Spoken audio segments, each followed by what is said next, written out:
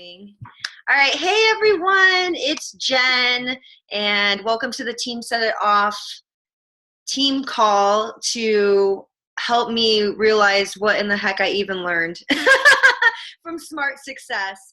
So I'm just gonna mute everybody that's on here, no disrespect, but yeah, okay, so it'll help me think. Because it was the most amazing experience ever. I went with our coach on our team, Jamie, and it was just, I know you hear this word all the time, but it was literally life-changing. I don't think I'll be the same ever again. So, and I feel so much, I think the biggest thing is I just feel so much more at peace. But anyways, we'll get into all of that. Let me do a screen share. I made some slides so I can gather my thoughts, which is important, right? I'm all about slides. So, okay, so let's see if we can just have that. Okay. All right, and then we'll just do present. So I say that this is the Smart Success Takeaways Part 1. When there will be a Part 2, I couldn't tell you, but I will say that I'm kind of going against the rules that Shalene had told us, because she seriously advised us to not try to process this information quite yet. And as I was preparing for this, because I started preparing for this at 5 o'clock today, and that's why I was like, some of the stuff you're just going to see screenshots of the slides that I took pictures of, because I just haven't processed everything. I slept like 14 hours and I had the craziest dreams, and it was just a lot of information that she gives us permission that we just need to process. So I'm sure you'll see me talk a lot about the things that I've learned. I wish I could just matrix like what we've learned into each and every one of your brains, but I'm going to do the best that I can. So these were the speakers in case you want to write any names down. I'll do my best to kind of credit certain concepts and resources from who was who, but Shalene and Brett Johnson, they organized all of this. They're Team Johnson, so this was her big seminar, and I just have to say I got seriously teary-eyed because I've gone to multiple Shalene events, and most people find her through fitness, and it just was so cool to be at that seminar and not be there for fitness, if that makes any sense. There were like 1,500 people there, and it was just so cool to not be there because everyone was trying to work out with her. So anyway, so that was them. We had husband's trying to get a blanket right now. We had Dr. Daniel Amen. He was very intense, but he is the guy that he does brain scans, and he's like a psychologist, and he's the reason why the NFL had that big study on concussions and why there's so many penalties. So for those of us that watch football and you're like, come on, helmet to helmet, like why are you giving him a 15-yard penalty? He's the guy behind it, and his talk was he's very intense. So it totally made me see why he's very passionate about those kinds of things. Then we had Michael Hyatt, Brendan Burchard, one of my favorites, and Pat Flynn, which he has like the most adorable children. Almost made me want to have kids, almost. Anyway, so this was the concept, y'all. And it's so funny because I have tank tops and t-shirts, and Shalene used to hold camps, and she laughs about it because we used to be all about doing more, do more, do more workouts, do more work, do more. And the concept behind Smart Success is do less and have more. Like, how nice is that? How refreshing is that? And even right now, and Shalene said we can be skeptical, but just to just trust the process, because she's living proof that you can seriously do less and have so much more. And it's something I'm processing because, we're taught you've got to grind harder. In order to earn money, you're going to have to make sacrifices. In order to have recognition or success, you're going to have to, you're going to have to just kill yourself, basically. I'll sleep when I'm dead, like that kind of stuff. And so it was very interesting that the concept was, okay, you don't have to do all of that. You can have peace of mind, and you don't have to be living on Skid Row, like, you know what I mean? Or working at McDonald's or whatever. But it was a very refreshing and interesting concept to walk away with. So before I get into any of that, there was a slide that she put up, and because it gives me chills just looking at this. So I'm going to read this and try to best explain what this means in relation to what I heard. So she says, to live your purpose is to, regardless of your occupation, position, age, or situation, is to simply look for opportunities to share your gifts, lessons learned, and challenges you've overcome thus far. So sometimes we feel, because she was saying, could you be a 10-year-old and live your purpose? Could you be somebody working in retail and live your purpose? So you can, because imagine if you were a 10-year-old and you overcame cancer, or if you worked in retail and you are a survivor of abuse. There are just so many different things that have nothing to do with your age, situation, your occupation, any of these things. Like, you don't have to be a millionaire to live your purpose. You know what I mean? Or you don't have to build 1,000 schools in Africa to live your purpose. You have a purpose right now. And it's the things you've done thus far. Shalene was she said, even when she was flipping cars and she was living in Detroit, Michigan, or, she was just teaching fitness classes or whatever, she always knew she wanted to help people. And she was always so upset because sometimes, and it was such an interesting perspective, because she's like, I had a great childhood. I had a really good life. And so I didn't have crazy challenges in my life. I had certain challenges, but nothing that was big enough that she felt like, oh my gosh, I could really help people with this. So, in the last part of this is to say, to help those who are positioned to receive. Because we all know our family member who were like, oh my gosh, will you just get your shit together? Let me help you. Or people that you know or love, and you're like, oh my God, your girlfriend that's complaining about the same thing over and over again, or her man's dumb or what. You're like, dude, let me help you. But they're just not in a position to receive.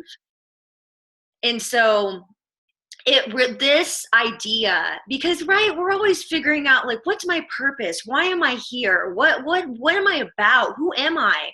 And we think it's going to be this like a lightning bolt where you're like, oh, today I know my purpose.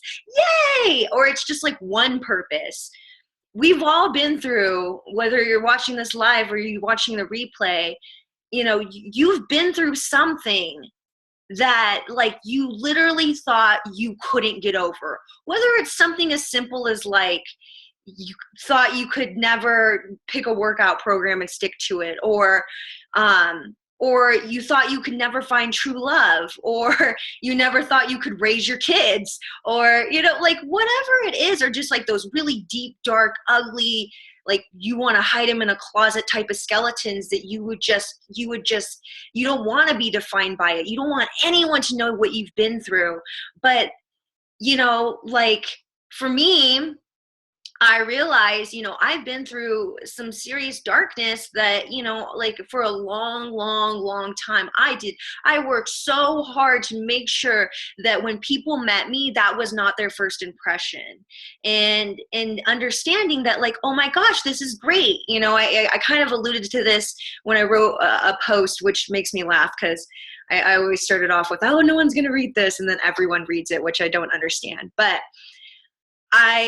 I always used to I remember being a little kid, and we didn't grow up religious or anything like that. So, I would just fictitiously, be like, God, why? Why am I different? Why can't I just make friends? Why can't I just be normal?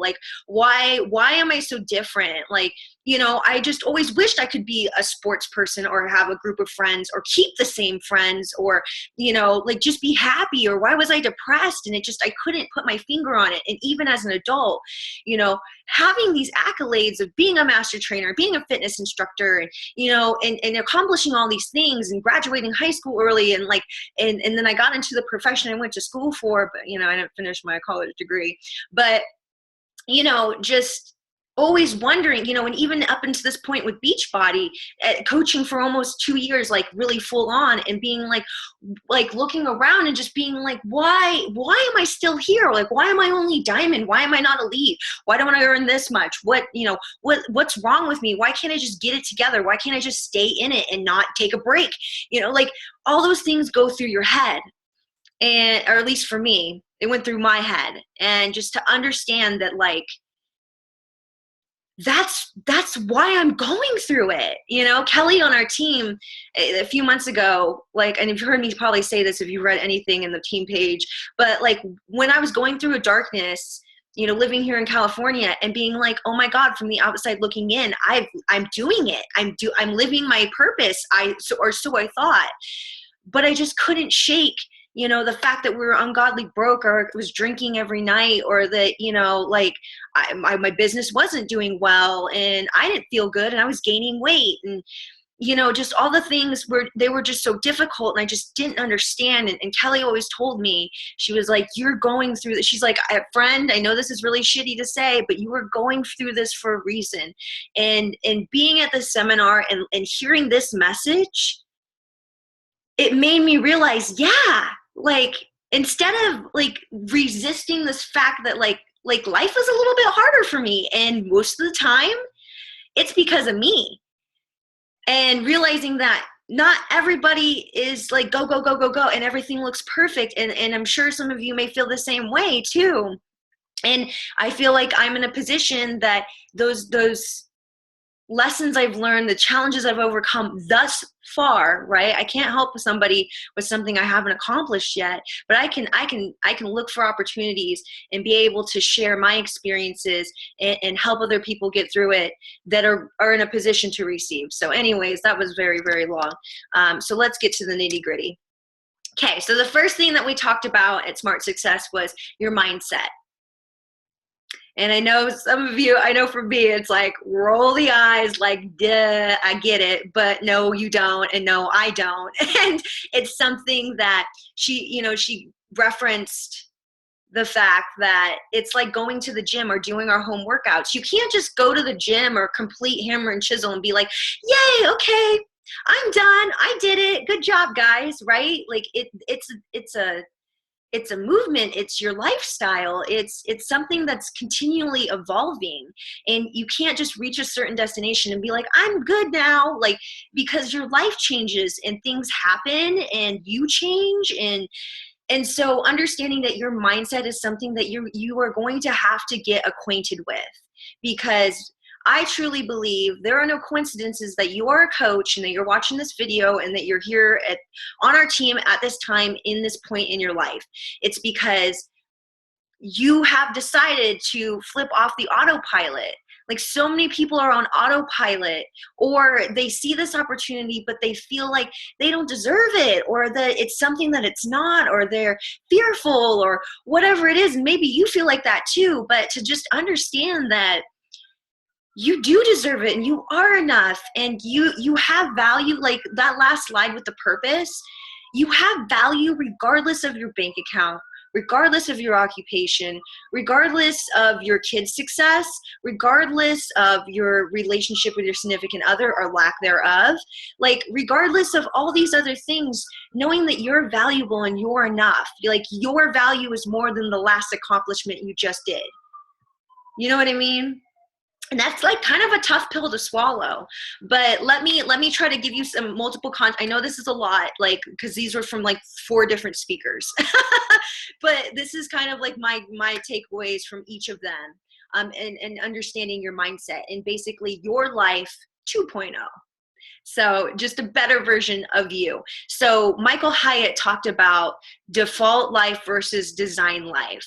And he gave this example with the default life, where he was talking about him and his wife had gone to Hawaii and they had gone snorkeling, and so they went out for early in the morning and went snorkeling, and they were like just so enthralled, like, oh my gosh, the ocean's so clear, and they could see like fish and ocean life, and they were just having a blast. That the next thing they knew, when they looked up, the hotel that they were staying at was, he said, it looked like a toy. Like, it was just so far away, it looked like a toy. And they were like, oh my, no, right? Like, they were so like engaged with everything that was right there in front of them that they didn't take the time to look up and be like, where are we? And he says that's kind of like what people do. People drift through life. And excuse me, because I'm gonna look for some things to add on to this. But he says, you know, people drift through life, and it could be in your work, it could be in your marriage, it could be in your finances, your career, your health.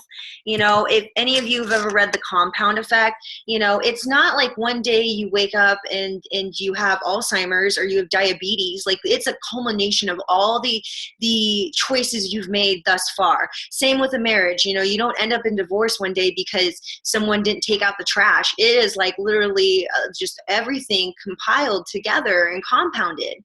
And he says that no one drifts into a destination that they didn't want to, right? Nobody ends up 50 pounds heavier because they wanted to. And no one ends up fired or broke or sad, divorced, depressed because they wanted to. You know, and so a default life, you're in unthinking choices, unintended destinations, versus a design life, which is exactly what you think it means. It's like being an architect of your life. That's what Chalene Johnson said. She goes, you know, she's like, how many of you live in an apartment or a house that someone else designed?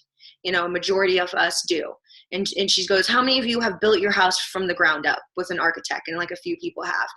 And, you know, she talks about this concept that she was like, you know, most of us, like our lives, like an apartment you move into, you just deal with it, right? You're like, my room is really small. I only got a living room. The kitchen's all right. Like, I'll deal with this. I'll be okay with this.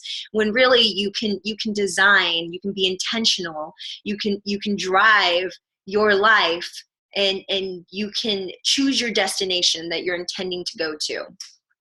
So Michael Hyatt, man, the feels, dude, this one always makes me cry. And it's so weird because I had this, my shift this year has been partly due to because of this.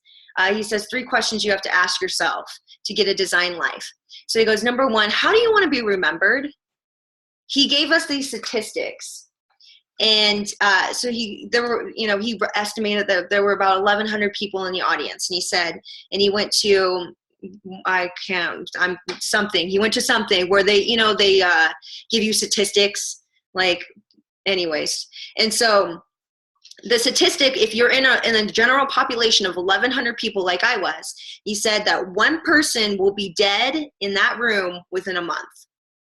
And that within 6 months, 2 people in that room will be dead as well. And then within a year, generally speaking, general populace, based on, you know, statistically speaking, that in a population of 1,100 people, like we were in our conference, that 9 of us would be dead. And so he was like, I know this is such a morbid thing to think about because, you know, we spend so much of our time, like, especially when we're younger, feeling like immortal, right? Like death is something that happens to other people. But you really, like, in order to really appreciate your life and figure out what's important to you and who's important to you, he was like, you almost have to write your own eulogy. And I had some things happen, like not directly, but, you know, earlier this year, another Beachbody coach that I knew, she was in Turbo Fire DVD, she passed away. And I was just scrolling Facebook one day and I saw it. And then the guy, the mechanic at our gym at 24 Hour Fitness, the guy that I saw just walk in, you know, every day, like when I would be teaching, he suddenly passed away. And then I just got a phone call the day that my cousin, with my same maiden name, so Jennifer Lynn Starling, she got into an accident and she's probably not going to live. And so And I'm sure you probably have many experiences, you know, directly or indirectly dealing with people passing away. And so he really touched my heart because he was like, think of it. Everybody's at your funeral. It makes me like teary eyed now, but he was like, think about it. Like, if people are at your funeral, like, what would your spouse say about you? And what would your employer say about you and the people that you serve? Or even just something as simple as like, what would the people on social media say about you? What would your parents say about you? What would your children say about you?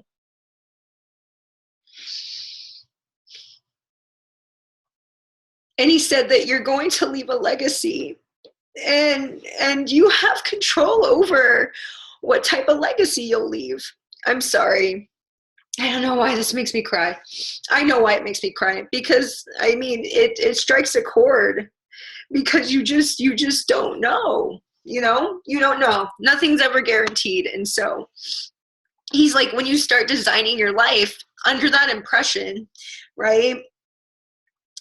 Leaving legacy statements. So his book, I can't remember the name. I'll have to post it on there, but I really want to, I think I'm going to buy a bunch, and that'll be the Success Club gift for this month. But he said, you know, a living memory to your family, and creating legacy statements. And if you started to think about that for yourself, you know, what would those people say about you, the people that are important to you, right? What type of legacy you want to live? Then you have something to measure your life against, right? Like, it puts things into perspective. And as shitty as death is to think about, like, really, it's like a very morbid and very, very sad thing to think about. But when you think about it from that perspective, right, it takes away all of the bullshit. It takes away all of the, oh my God, I'm worried about this and I'm worried about that, and I don't know what I should do, and is this the right decision? And, you know, and it puts things into perspective. So that was the first thing he covered. The second thing he covered was figuring out, you know, what matters most to you. And he was talking about how you can do anything, you just can't do everything. And in my next slide, I'll kind of explain that concept of different areas in your life, because it's a really cool chart. But it's basically, you're in the middle, then in your peripheral, your outside, you have your spiritual, your physical, and your mental well-being.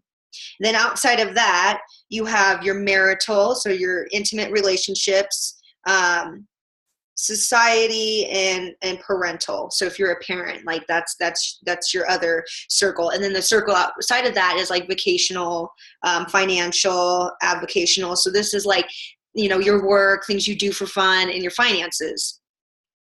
And to be the same person in all areas of your life and living with integrity.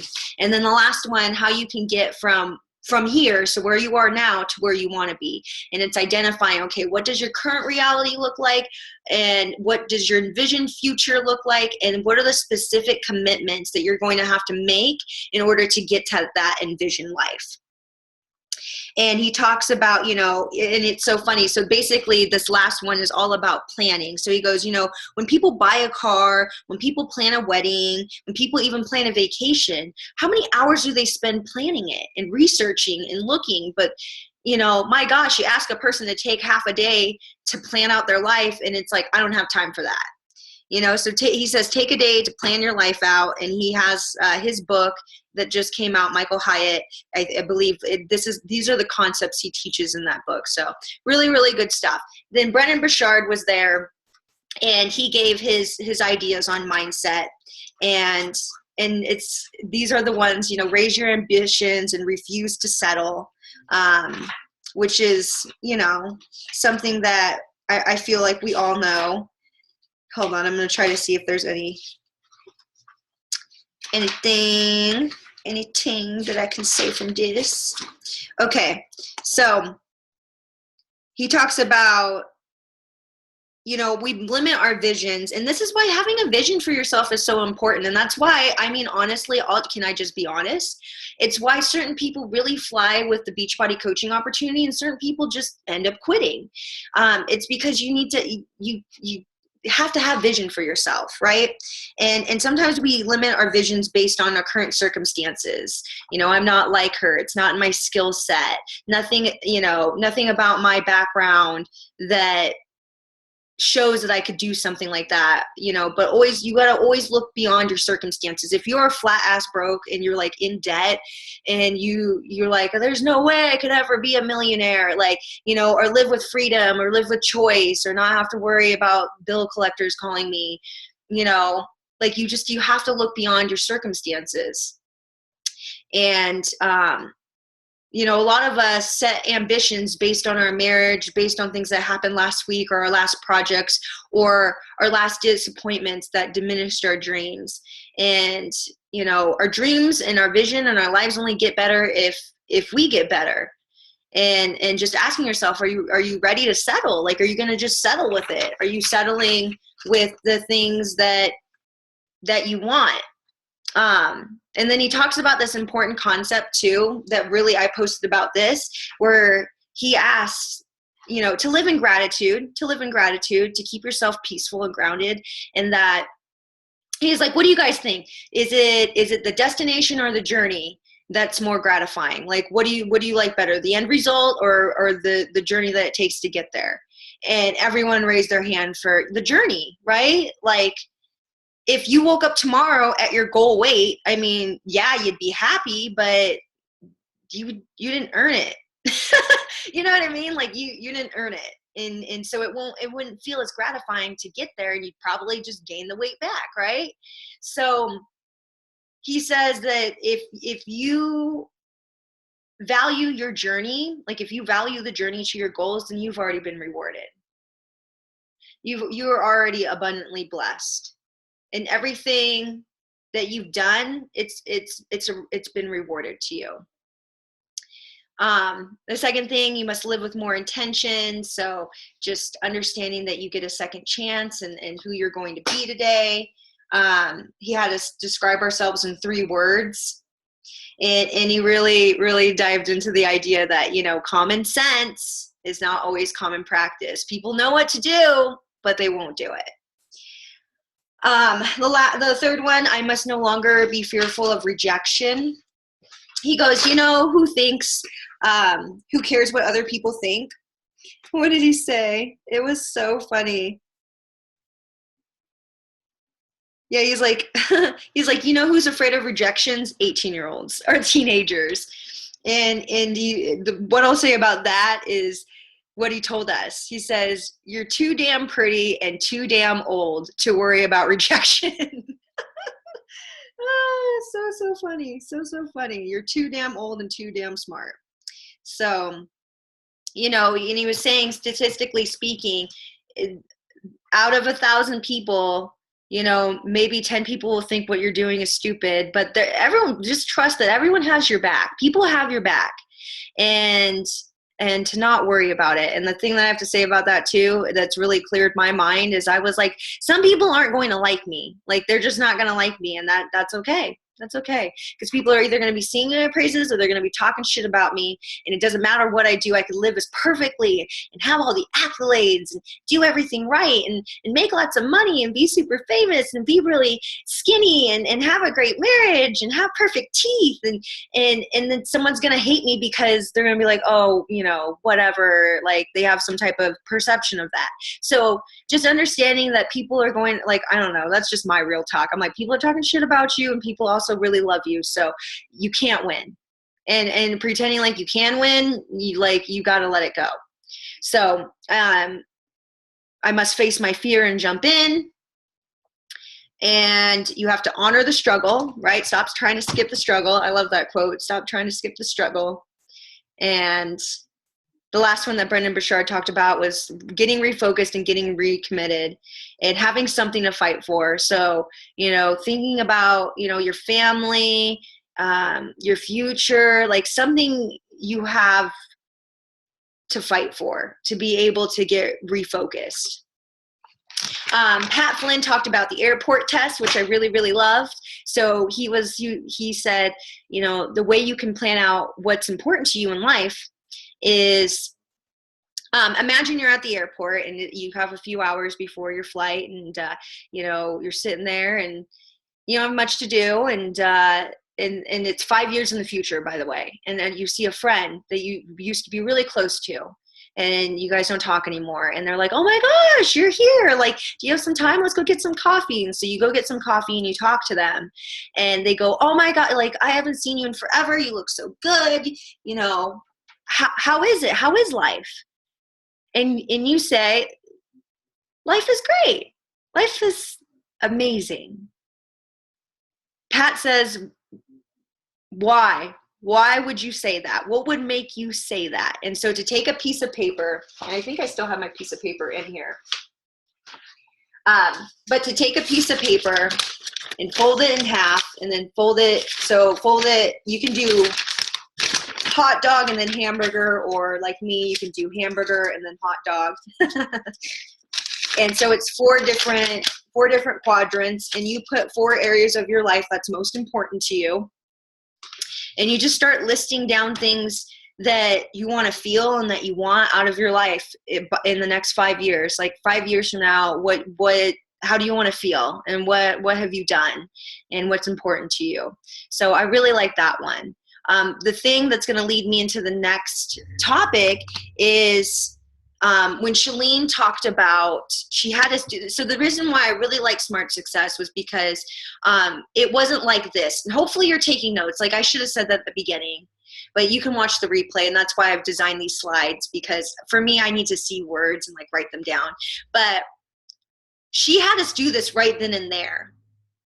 So she asked us, she was like, you know how like when you've gotten out of a relationship that was kind of crummy, and you're about to get into the next relationship, what do you think about when you want your next relationship? You think about all the things that you don't want, right? So the lessons that you've learned in your life thus far, what do you not want? So making a list and just brain dumping, like it doesn't have to have any rhyme or reason, but anything that you do not love about your life right now, I highly recommend it to get a piece of paper, get a pen, and just go ham, right?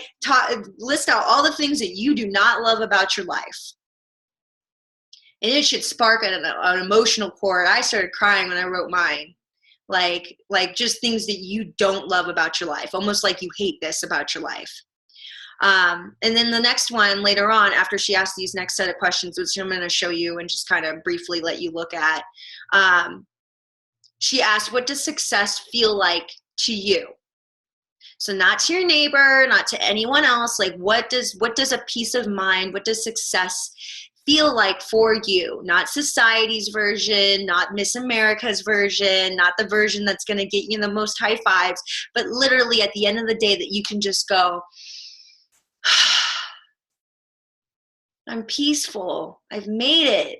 I feel so good. Like, what does that feel like? Because you can get the stuff, the things, the accomplishments, the recognition, the money. You can get all of that. Why is someone from Pasadena calling me? Anyways, we'll talk about that in a second. But just to understand what success feels like to you. So these are the questions, so these are 2 things from one of the speakers that I really loved. So Michael Hyatt's quote from Steve Jobs, remembering that I'll be dead soon is the most important tool I've ever encountered to help me make the big choices in life. And then this is the little graph that I was telling you about Michael Hyatt's. I know it's like really bad quality, but yeah, I have another story about that, but I'm just going to move on. So those are a couple images. And then, we'll talk about more questions in a second. But another topic that she talked about that I really, really, really, really wanted to tell you guys about is finding empathy. One thing I will tell you that I've noticed from just even, those 3 days at that seminar is I am so much more calm dealing with other people. Maybe not with my husband, but we're working on that. But I mean, just the way I respond to people that have left me messages, or even like people that like it like initially it's like, ugh, like, but then I have to just detach myself from it and be like, okay, you know, like I just have more empathy. I just have more empathy. And she talks about the difference between being self-righteous and having empathy. And she goes, self-righteousness is when you feel like you have an advantage over someone. So if someone does something shitty to you that makes you very mad, that makes you want to punch them, you know, sometimes we feel self-righteous in those instances. And having empathy means feeling what another person is experiencing from their perspective. And she talked about it, you know, she's like, you know, those people in your life that you just absolutely love, like you love them to death, but you also kind of want to punch them in the face sometimes. She goes, real relationships, real friendships should feel like a marriage or partnership. So if you have friends that sometimes you want to punch them because they make you so angry or whatever, you know what I mean? I'm not condoning violence, but you know, when you get really mad, like really, really, really, really, really, really mad at people, to understand that you need to have some empathy, right? So she has a snap out of it exercise that I had never heard of. And Jamie had heard of it because she had done something similar in her prayer book. But she told us to write out a list. She goes, whenever I'm so freaking mad at somebody and I think they are the dumbest person in the world and I'm super self-righteous to think that there's an idiot and I want to punch them or kick them or whatever, like I am so right. Like I'm so right. Like I'm so right that I'm right. She has a snap out of it exercise where she goes, she'll pick up her phone and she will, oh, what? What? Oh my God. It's the pizza place, guys, because I was trying to get my pizza for my husband. Anyways, God damn it. Anyways, let's find empathy right now. Let's find empathy right now, shall we? So, so she says she writes out a list from that person's perspective of things that they could say about you. And she goes, this is really hard at first because all you could feel is your feelings, right? Like, I feel this way, and you did this to me, and blah, blah, blah, blah. But she has you write out a list of what they think about you from their perspective. And I started writing things down, like when I get mad at my husband sometimes, and I'll just be kind of, you know me, I'm transparent. So this is kind of what I wrote down on my list. She's always on her phone. She's never in a good mood. She's only in a good mood when I get mad at her. She doesn't take my suggestions on how to make life easier. She can't keep the kitchen clean. Her hair is everywhere. She's not very appreciative of how hard I work. She expects me to she expects me to function on 4 hours of sleep. She has all the time in the world, so why can't she make food? She's so indecisive. She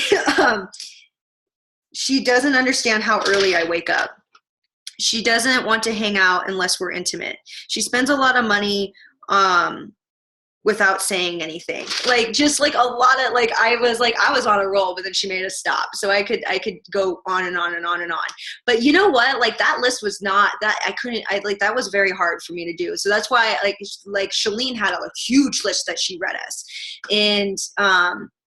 And once you start doing that, especially because this is usually, I mean, like I said, this happens with people you're really, really, really close to. This isn't just, this could be a coworker. This could be your children. This could be, you know what I mean? Like just practicing empathy all around it'll make you more peaceful.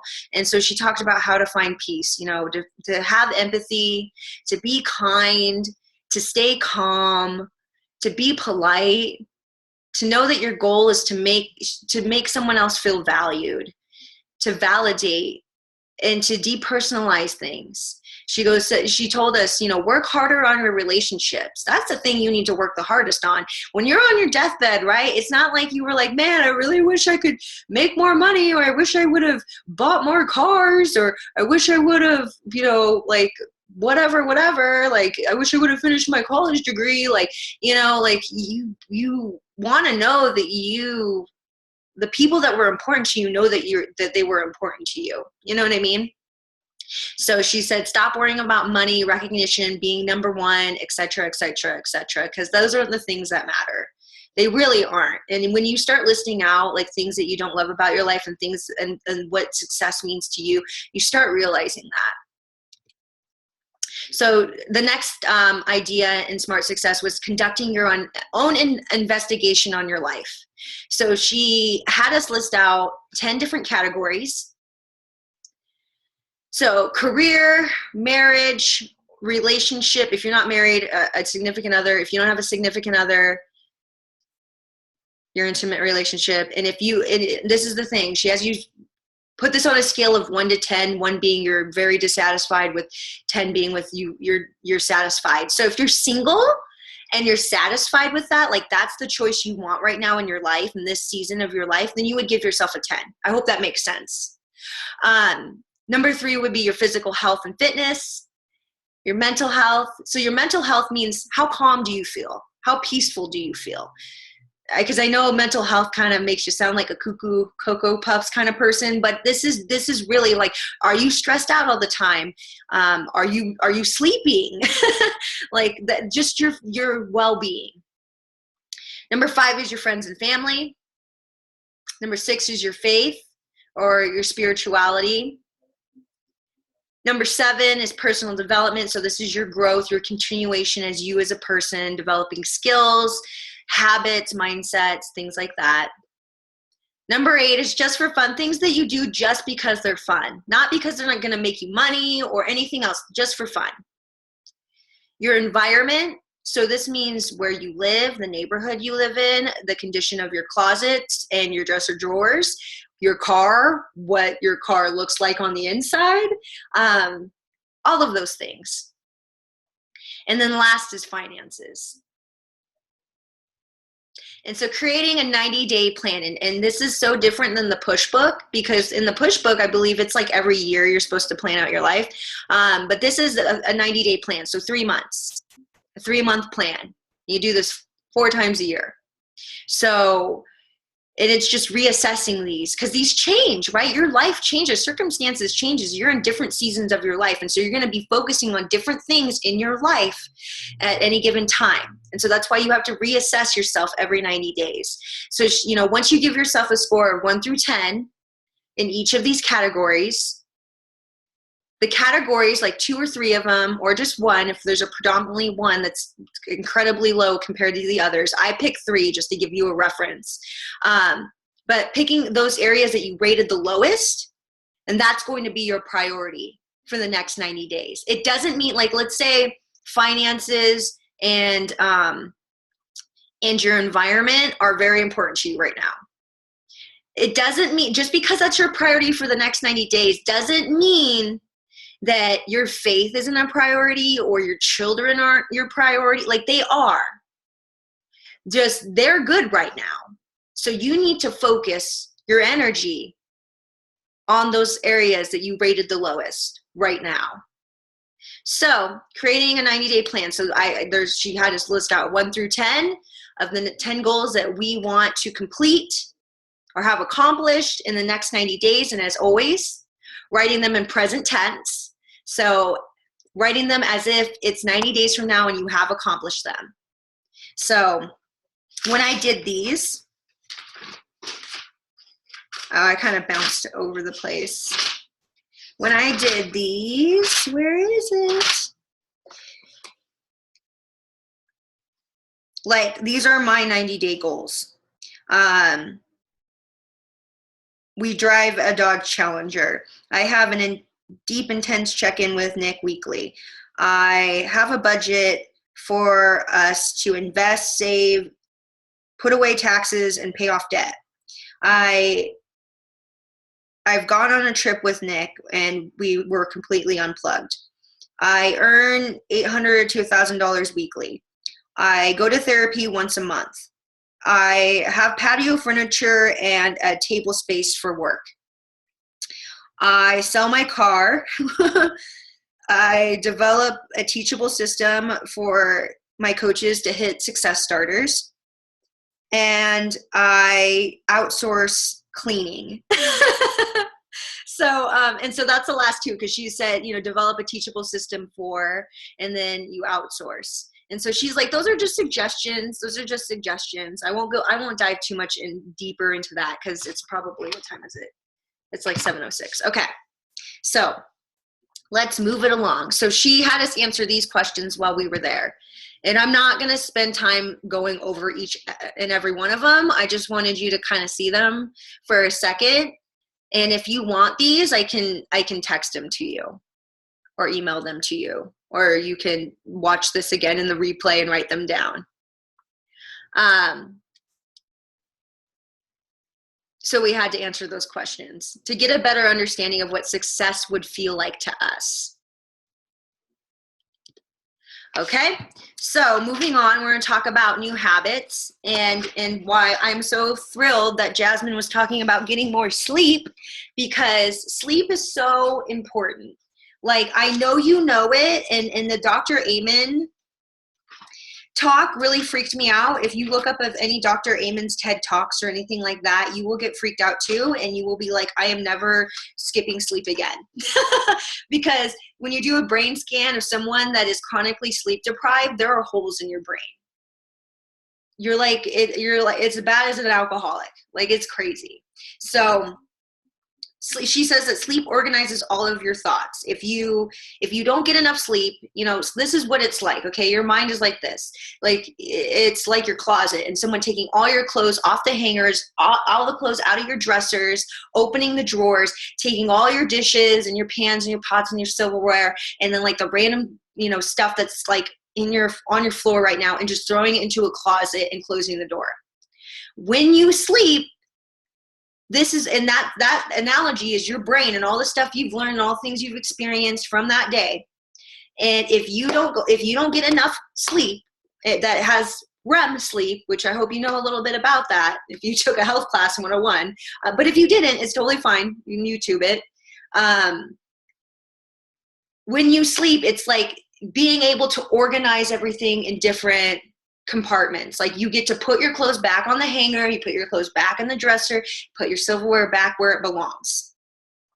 And so understanding that, that's why sleep is very, very important, because it helps organize all of your thoughts, and you're able to function better and all that good stuff.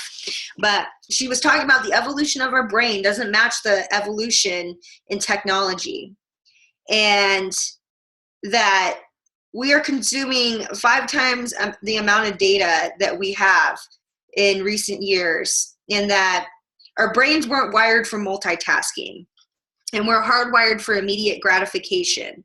And so when you think about that, and you're like, you get a text message, or like, I mean, you saw it. I was doing a presentation right now, and I'm getting phone calls and text messages, and I'm like, oh, like it has that same response of, like, for those of you that are a mom and you are out in public and you hear someone go, Mom, and you like immediately like, oh God, where's my kid? You know, like that kind of trigger where it stimulates danger and urgency. So that's the same feeling that you get when your phone goes off, or you get multiple texts or photos.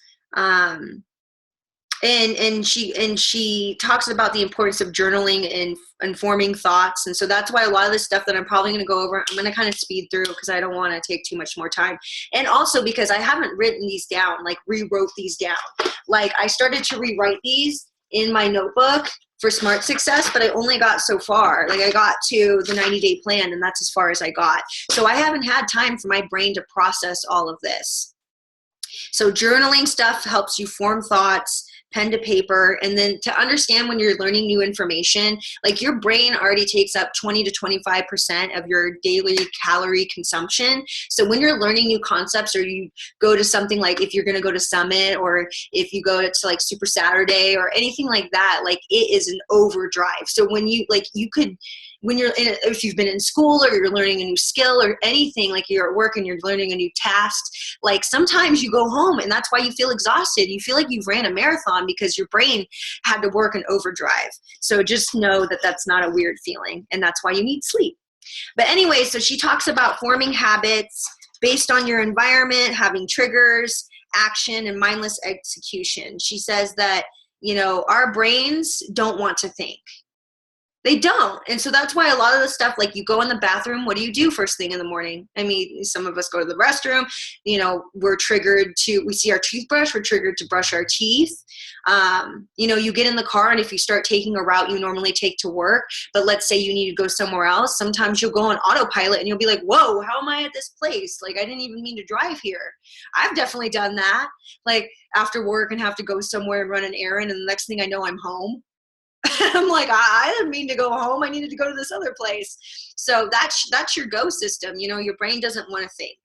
And, you know, when you activate the right habits, it initiates. The stop system, you need to be aware. So this is fighting instant gratification and asking yourself, do I need this? And having that pause to adapt a new habit.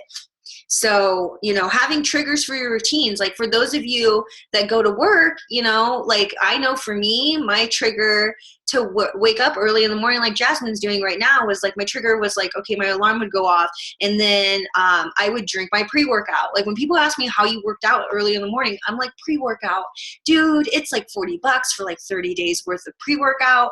Like it's worth it, because that was my trigger. I looked forward to waking up and taking my pre-workout. And that's how I was able to adopt the habit of working out before work.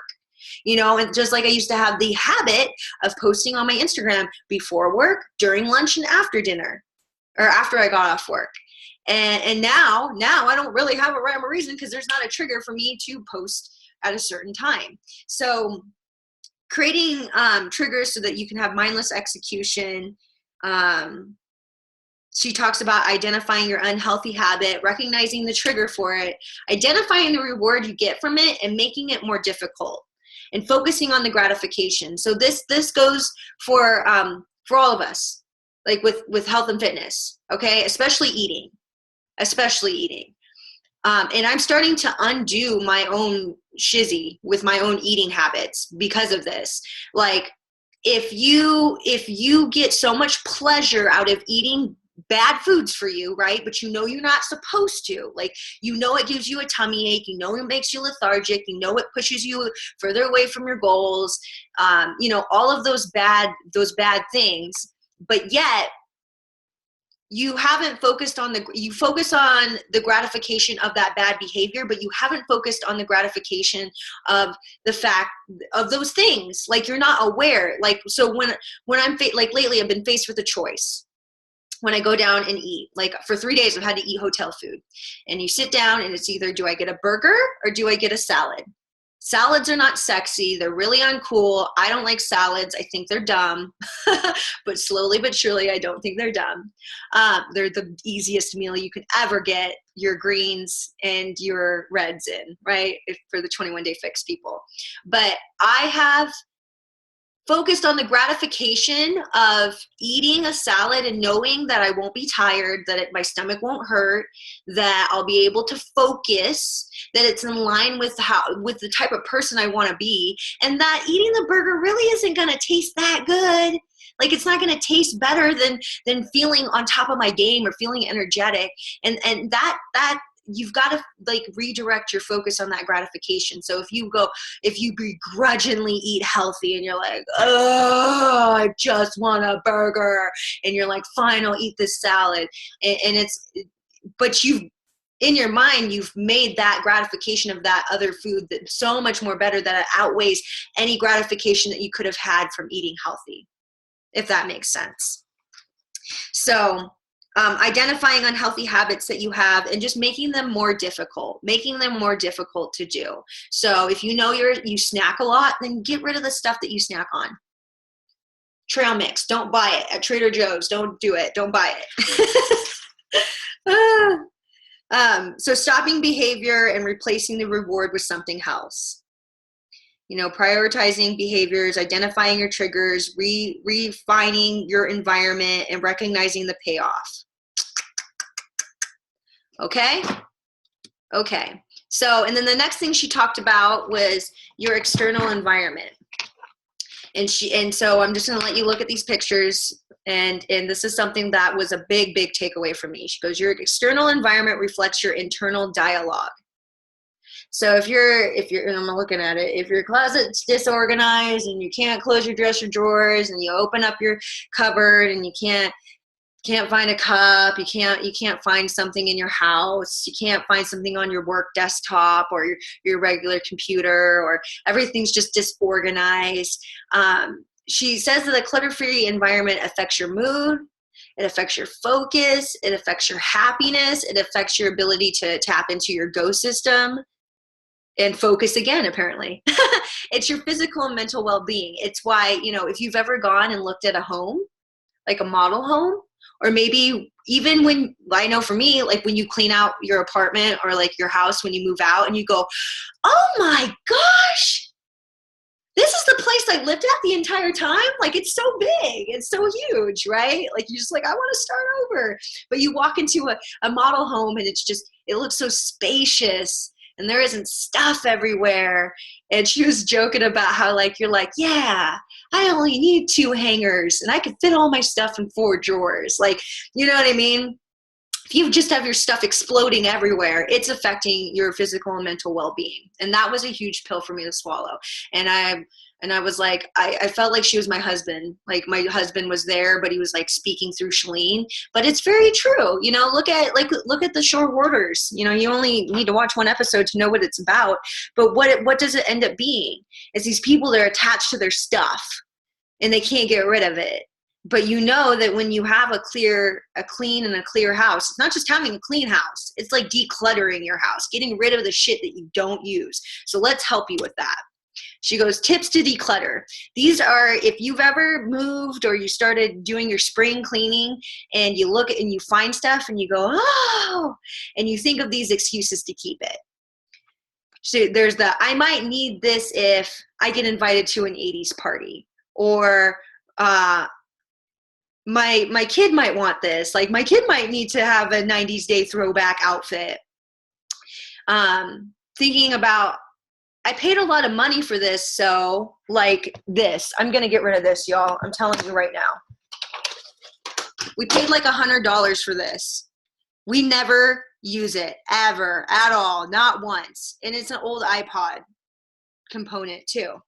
Like, keeping stuff because you're like, I spent a lot of money on this, so I can't throw it away. Like the Xbox up there, we haven't touched it in like 2 years. The printer, can't even use it because I can't even use the freaking cartridges. It has sentimental value. It has sentimental value. Someone gave it to you. They were thinking of you. But the gift has already been given. That's your gift. The person was thinking of you. You've already received that gift. So why are you keeping it? Saying I don't have time to sort through this stuff, so just boxes and boxes of just shit you never use, right? That you just move from house to house to house and you haven't even opened it once. What if someone else might need it? Right? Like, for those of you that are moms and you keep like all the toddler stuff, or I know that, like, keeping just, what I'm talking about. What if someone else might need this, so I need to keep it? Or keeping like extra blankets that are like got stains on them, and like pillows that like there might be like head lice in, but you're like, well, what if we have a big sleepover and someone needs something? This represents something I've done. So awards, like trophies, some type of big accomplishment you've done. If you're not hanging it loud and proud right now, and it's sitting in a box collecting dust, and then every so often, every 5 years, you open it and you go, oh yeah, I did that. She said, take a picture of it and throw it away. Like, ask your kids if they want it and then donate it. You know what I mean? Like, ask your parents or kids if they would like to keep that, and then just let it go. No, you're not going to miss it. It's fine. The accomplishment is there. It's not mine. So if you borrowed something from somebody, she's like, give it back. If you borrowed something from someone, give it back. And if it's been a while, they obviously don't miss it. So donate it or throw it away.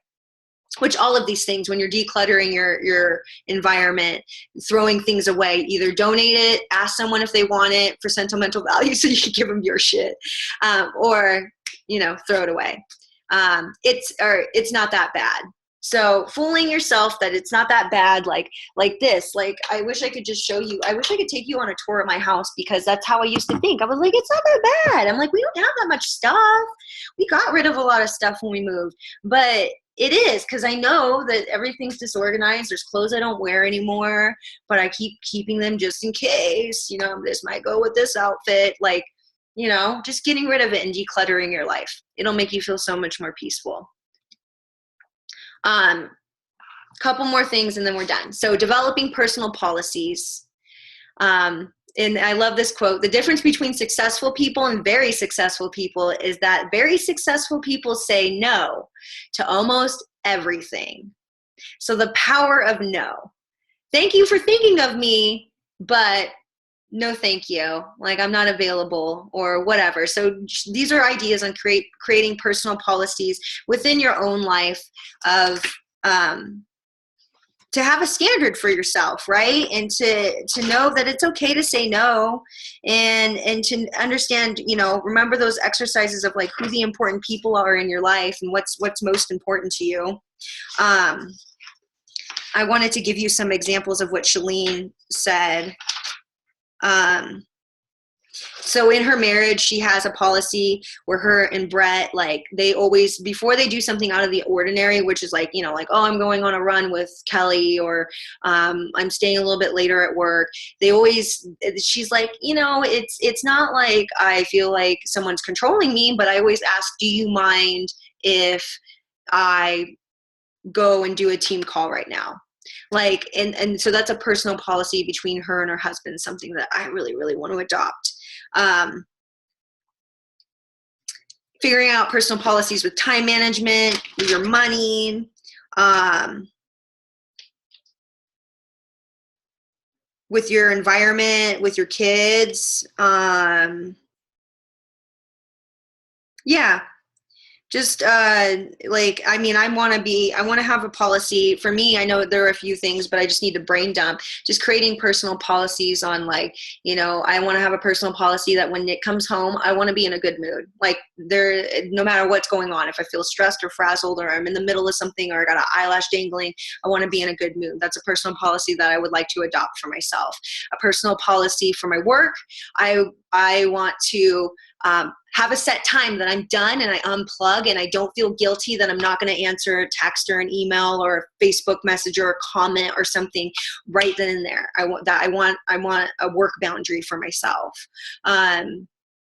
You know, for her, she has a personal policy that she doesn't go to any baby showers or bachelorette parties or parties in general. She goes, of course, there are all exceptions to these rules, but they're a policy, right? It's just like your policies at work. They're policies for a reason. That they are the standard. They are the standard. So I really like that concept. And so she goes, if you're struggling with a decision, this is her without a doubt checklist. If you should say yes or no to something, you have to ask yourself, would this help or hinder my 90-day plan? What effect could this have on any of the important people in my life? Will this break a personal policy? Is it worth the exception? Will this simplify my life? Is there something that needs to come before this? Is this the right next step? And in order to understand that, whatever you're trying to accomplish, getting in touch with someone, especially since this is a coach call. So if you want to hit Success Club, I would suggest not asking someone like me. I mean, I'll tell you what I've done, but ask someone like Carrie, ask someone like Danella, ask someone like, you know, that has just done it for the first time or first 2 times. You know, what are if you're a brand new coach, that is, you know, like what have they done? Like, ask someone that's just done something that you want to do, like that they've just done it. Like, for example, when people ask me how to become a master trainer, I'm kind of like, it's so different. The way I became a master trainer is way different than what they do now. You know, most systems are outdated. Like, when you ask someone that's done something that's like 5 or 6 years down the road from where you want to be, it's outdated. The information that they're going to give you is outdated. So ask someone that's just done it, because number 1, it's relevant. And number 2, they're probably really excited to tell you how they did it. And then the last one is, if this idea goes wrong, what is the worst possible outcome? And am I willing to take that risk? So, if you invite someone and they say no, is that going to like make you homeless, or is that, just going to bruise your ego, or, you know what I mean? Like, if this goes wrong, like, what's the worst possible outcome, and am I willing to take that risk? So those are ideas on how to figure out if you should say yes or no to a certain opportunity. And then this last one, she says, these are the habits of super smart successors. She says they do a daily brain dump.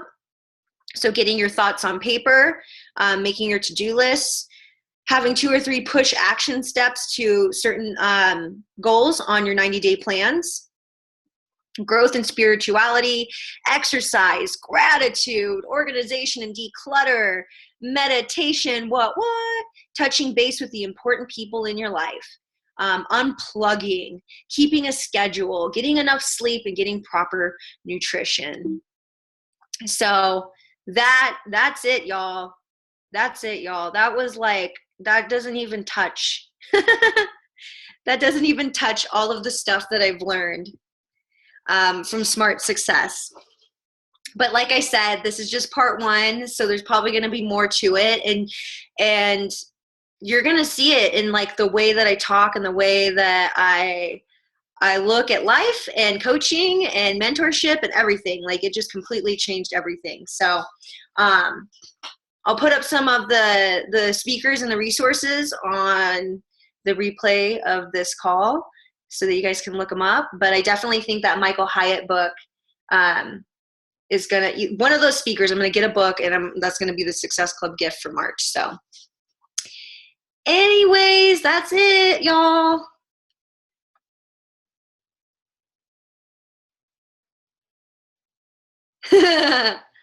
So, all right, well, I'm going to go.